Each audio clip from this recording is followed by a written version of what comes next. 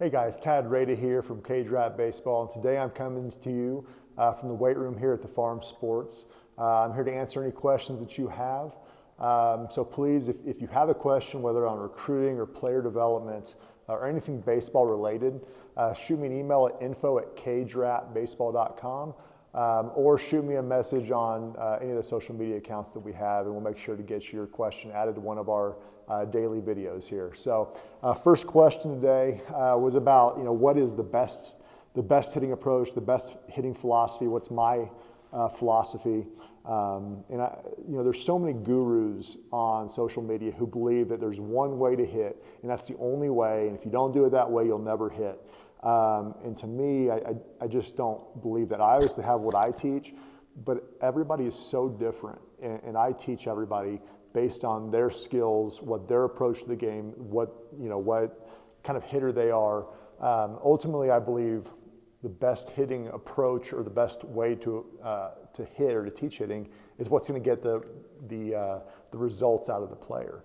I'm big on one thing, and that's teaching bat speed and having the players swing hard. I believe your body is very good at correcting itself mechanically. If you're trying to use max effort all the time, you're going to swing from the ground up. You're going to use your hips. You're going to create separation, and all those things. And we track that because realistically, if you want to be a Division I level hitter or a professional level hitter, there is a certain exit velocity that you have to hit. 90, used to kind of be the bare minimum. I'm starting to see 93, 94, exit velocity off of tee with a wood bat. That just means you have enough barrel speed, you have good enough point of contact, you're hitting behind the baseball to be able to hit higher level pitching.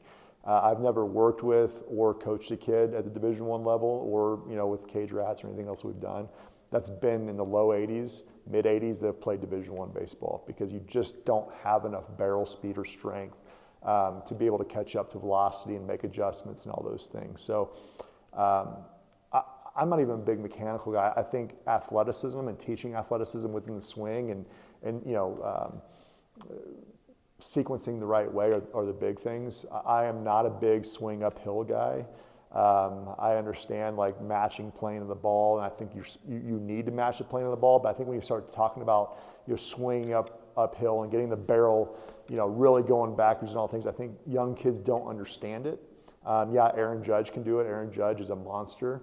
There are some guys that can do it, but I believe when you start really getting uphill or you're teaching going uphill, you get a kid into a game and they're not going to be able to catch up to velocity. Their barrel's never going to get through a baseball, and they're just not going to hit. So I'm big on barreling balls up. Let's look at the results. Are we squaring balls up through the middle? Are we consistently getting barrels on the ball? And are we swinging with bat speed? You do those three things, and you're going to be a really good hitter. We can make adjustments as guys get older and they reach 95, 96, 100 mile an hour exit velocity, and then they're not hitting in game. Then let's see why and what that problem is, and then let's fix the problem. But young kids, when you're starting out, when you're 13, 14, 15, even 16 and 17, work on exit velocity. Work on swinging the ball hard and hitting line drives first, and then we can get more advanced as we go. So if you go to a hitting coach and you're not getting results, the hitting coach may be not doing his job. But you also have to put some responsibility on yourself as well. Just because you go to a hitting coach, he could be the best hitting coach in the world. If you're not working on your own or you're not getting enough swings in outside of him, it's not always his fault either. So, I'm big on get a minimum of 1,000 swings a weekend. I tell my guys 50,000 swings a year is where you should be at a minimum. There's guys that'll be 60 or 70,000 swings, but at a minimum 50,000, you just break that down, and it's 1,000 swings a week, 50 weeks of the year. You do that, you're going to be a pretty good hitter, but don't focus on things that don't need to be focused on until you reach certain levels of exit velocity and hitability, and then we can start making adjustments. Next question is just where to start in the recruiting process. What is the first thing that you need to be doing to get recruiting going? There's a couple different ways. Obviously, the first and foremost is what level and identifying what level you're able to play at. If you don't have a clue of what level you're able to play at, you have no idea what you're shooting for. Obviously, your goal should be to play at the highest level that you can physically play at. Unless you want to be a doctor and you have some specific reason why you want to go to a smaller school. If you want to play Major League Baseball, the goal should be I want to play at the highest level that I can, collegiately, the best summer teams that I can play on, so on and so forth, until you get to that mark. But ultimately, you have to know what level you can play at before you can start the recruiting process. And that's a pretty simple thing. It's knowing your exit velocity, your throwing velocity, your 60 time based on positionings and things like that. I've got a great free 3 measurable tools handbook that's pretty, I shouldn't say pretty, it's very accurate in terms of if you reach these benchmarks, then this is a level that you physically have the tools to play at. If you want that, just comment below or shoot me an email and I'll send that to you.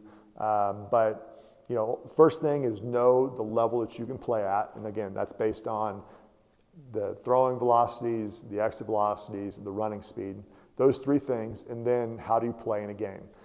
That's going to determine overall. You're not going to be a Division I player if you're a shortstop and you throw 77 miles an hour across the diamond and you run a 7.460. It's not going to happen. So know those numbers, shoot for those numbers, and then make the adjustments based on that.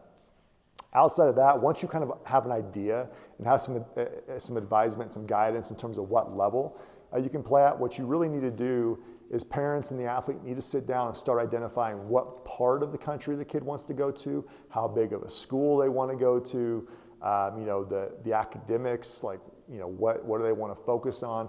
Really think about what do you want to get out of college, and you can narrow down your school choice. I always advise our kids, I don't care if you start with a list of 200 schools that you want to attend between, Division I, Division II, Division III. Like list every school in the country that you can think of that fits your criteria in terms of how far away from home do you want to be, what size of city do you want to go to, what size of school do you want to do, what size of classrooms do you want to be in. All those different variables that you can think of. You can narrow down your schools, as you go, but list all the schools in that area and then start whittling down. To me, it's always good to cast a wider net, and then as you get interest, you can start whittling it down versus starting, there's only 2 schools that I want to go to.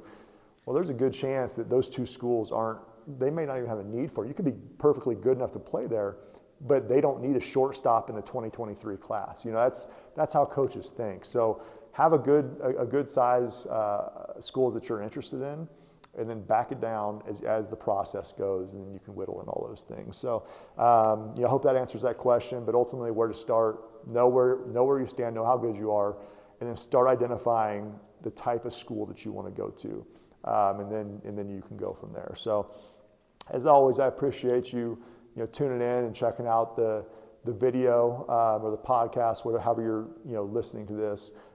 If you have any questions, shoot us an email, info@cageratbaseball.com. Shoot me a message on one of the social media platforms that we have, and I'll get your question answered as soon as I can. Have a good day, and I appreciate you.